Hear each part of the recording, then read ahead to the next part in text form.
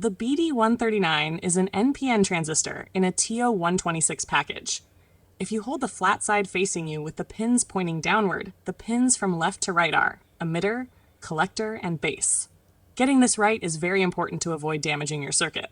Now let's look at the key specifications. The BD139 can handle a collector current of up to 1.5 amps, making it suitable for medium power applications.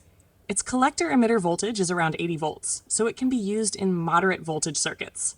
It also supports power dissipation up to 12.5 watts with proper heat sinking, allowing it to manage more power than small signal transistors.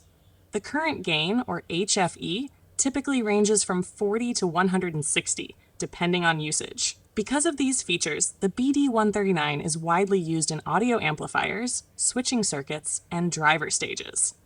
In short, the BD139 is a reliable and versatile transistor for medium power electronics.